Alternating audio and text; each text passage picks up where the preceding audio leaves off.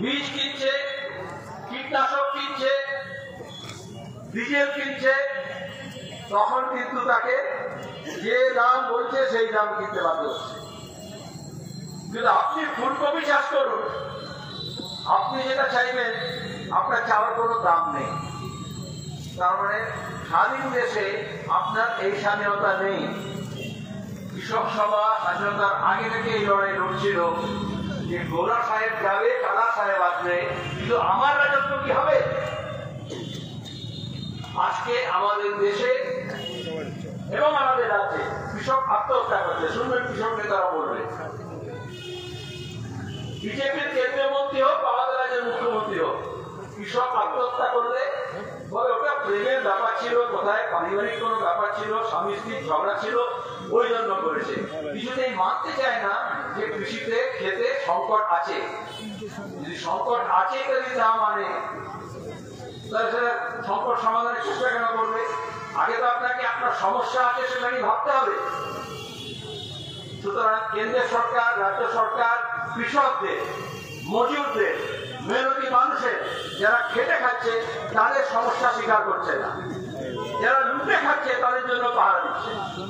মানে লড়াইটা হচ্ছে খেটে খাওয়ার লোকের লড়াই লুটে খাওয়ার বিরুদ্ধে, লুটেরাদের বিরুদ্ধে। আর এই লুটেরা চালা কি করে? তখন বলে যারা কৃষক এই দুর্নীতি করলো শিক্ষক নিয়োগে, তখন কিছু দালাল তৈরি করে। তারা কি বলছে? বলে দেখো, মাদ্রাসা আলাদা, স্কুল আলাদা, হিন্দু আলাদা, মুসলমান আলাদা, মন্দির আলাদা, মসজিদ আলাদা, তুমি আলাদা, ও আলাদা। এ শুধু মন্দির মসজিদ না, কে কি খায়, কে কি পড়ে, কে কোন ভাষায় কথা বলে, কোন পদ্ধতিতে উপাসনা করে, ইবাদতের তরিকা কি, এইসব নিয়ে ভাগ করে দিচ্ছে, ভাষা নিয়ে ভাগ করে দিচ্ছে। এই বিভাজনের রাজনীতির বিরুদ্ধে লড়তে হয়। আমরা বলি কৃষক সমাজ, তার যে সমস্যা, সে হিন্দু হতে পারে, মুসলমান হতে পারে, সে খ্রিস্টান হতে পারে, সে শিখ হতে পারে। এবং সারা ভারত কৃষক সভা আরো কয়েকশো কৃষক সংগঠনকে এরা প্রমাণ করেছে, সব কৃষক যদি একসঙ্গে হয় তাহলে মোদী সরকারের বিরুদ্ধে, কালা আইনের বিরুদ্ধে মমতা বলবে, আপনারা শুনবেন, লড়াই করে তাকে পেছনে ঠেলতে হবে। অনেকে বলে না, কি করে হবে? এই তো দেখলেন বিহারে কিরম ভোট চুরি করে নিল, ওই তো আসামে কিরম ডিটেনশন ক্যাম্পে পাঠিয়ে দিল, এই তো কিরম ভোটাধিক থেকে নাম বাদ দিয়ে দেবে। এটা করতে পারে কখন? জাত, পাত, ধর্ম, বর্ণ, ভাষার নামে মানুষকে ভাগ করবে, লিঙ্গের নামে ভাগ করে, পুরুষের নামে, মহিলার নামে আলাদা করে। তাহলে এই যে অভয়াকাণ্ড যখন হলো, আটি করে যখন মেয়েটাকে মেডিকেল ছাত্রী, তারপরে অত্যাচার করলো, নির্যাতন করলো, তাহলে দেখলেন যখন সবাই নামলো, সেখানে জাত ছিল, ধর্ম ছিল, ভাষা ছিল। যারা রাজনীতি করেন না, যারা কেন আপনারা মিটিং করছেন, কেন আপনারা মিছিল করছেন, কেন ধর্ণা করছেন, কত লোকের অসুবিধা হয়েছে, এইসব কথা বলতেন, তারাও নেমে এলেন। আর ওইটাকে সরকার ভয় পায়। তখন ওই যে মীনাক্ষীরা গাড়ি রাখতেছিল তাদের নামে মিথ্যা মামলা করে দিল, উল্টে অপরাধীকে ধরল না। এবার কেউ কেউ বলে তৃণমূল এত অপরাধ করছে, এতে কি করে নিস্তার হবে? সেদিন ভাই আপনারা তো একটু দুর্বল হয়ে গেছেন, রাজনীতিটা দুর্বল হয়ে গেছে, তাহলে 56 আসবে এবং ন্যায় করবে, বলেছিল না? আমরা বলেছিলাম যাহা নবান্ন তাহাই 56। কারণ নীতি যদি এক হয়, আলাদা না হয়, যদি কৃষক মানার নীতি বিশ্বাস করে, সেটা নবান্নই হোক আর 56ই হোক। আর কি করে ঘটনা অভয়াকাণ্ডে এটা প্রমাণিত হলো, রাজ্যের পুলিশ যা বলেছে, কলকাতা পুলিশ যা বলেছে, সিবিআইও তাই বলেছে। ওই মাটা, এখানে একজন মা বসে আছেন সন্তান হারা, অভয়ার মা, বাবা এখান থেকে দিল্লি গিয়েছে, প্রধানমন্ত্রী যতবার এসছেন, মোদী, অমিত শাহ যতবার এসছে, এই শুভেন্দুকে ধরে কতবার ধর্ণা করেছে, কিন্তু কিছুতেই মুখ্য প্রধানমন্ত্রী দেখা করেনি। যারা মনে করেছিল বিজেপি এসে মমতাকে সাহায্য, যতবার ভোট আসে দেখবেন একটু ইডি সিবিআই যায়, একে ধরে ওকে ধরে, এই যেমন পার্থকে ধরেছিল আবার ছেড়েছিল, যেমন চিট ফান্ডের সময় সবাইকে ধরেছিল, সবাই জেলে বাইরে আছে, এখন কেউ কেউ প্রবক্তা হয়ে গেছে, মুখপাত্র হয়ে গেছে। এইরকম ওরা তামাশা করে। আবার এই ভোট আসছে, আবার দেখবেন ইডি সিবিআই ছোটাছুটি করছে। আর কিছু দালাল চায়ের দোকানে, আড্ডায়, আমিদের দোকানে, বাজারে বসে বলবে এইবার দেখ না, এইবার অমুককে ধরেছে, ওই মিউনিসিপ্যালিটি চেয়ারম্যানকে ধরেছে, ওই মন্ত্রীকে ধরেছে, আর আপনাদের জেলা তো বেশ কয়েকটা এমএলএ কে ধরেছে। তারপরে এইবার মুখ্যমন্ত্রীকে ধরবে, আগে ভাইপোকে ধরবে, তারপরে পিসিকে ধরবে। এই বলে 3টে ইলেকশন পার করেছে, করেনি? ওই শোলে সিনেমা, এখন তো নতুন নতুন সিনেমা আসছে।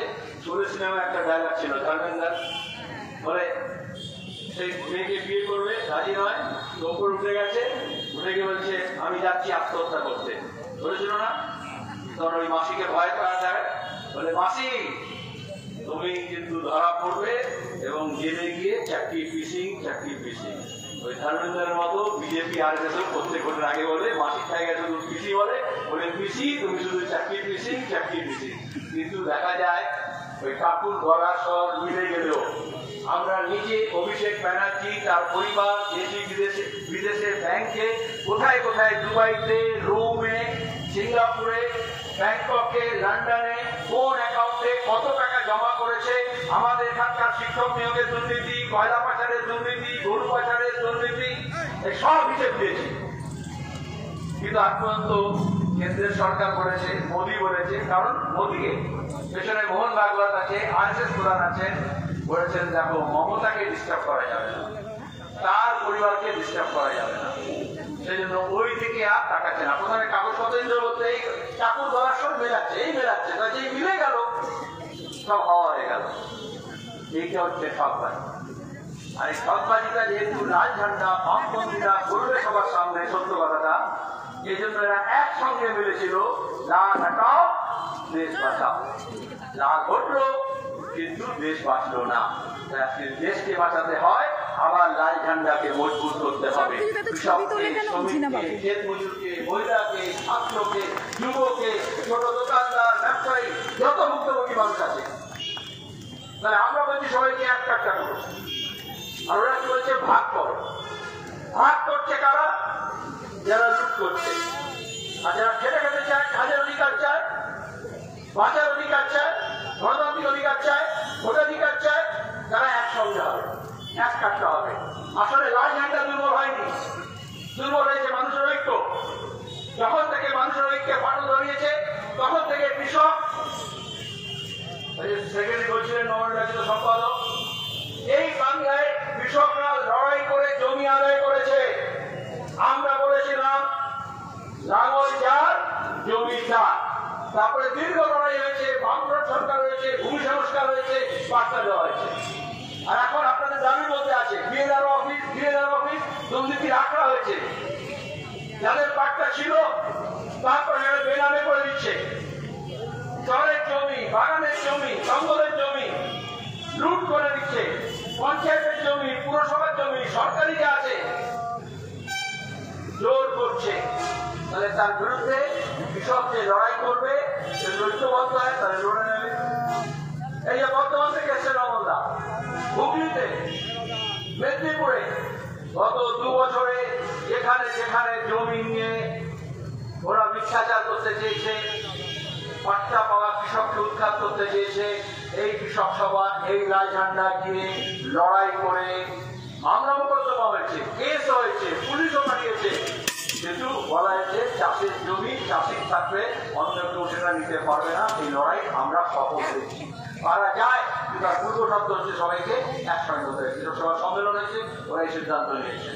আর বিএলআর অফিসে যে ঘুঘুর ভাষা হয়েছে, লড়াই চক্র হয়েছে, লুট হচ্ছে, সেখানেও তার বিরুদ্ধে লড়াই আমাদের চালাতে হবে। আপনাদের দাবি সরাতে আপনাদের কাছে প্রতিনিধি, তারা এসে বলবেন, সেই প্রতিনিধিকে কি শুনলেন, কি করলেন, আপনারা জানবেন। এখন আমি যে শেষ কথা বলবো হচ্ছে এসআইআর। নতুন সবাই ছবি তোলো, ফর্ম ভরো। যেমন সিএনআরসি হয়েছিল, ওই ভাগ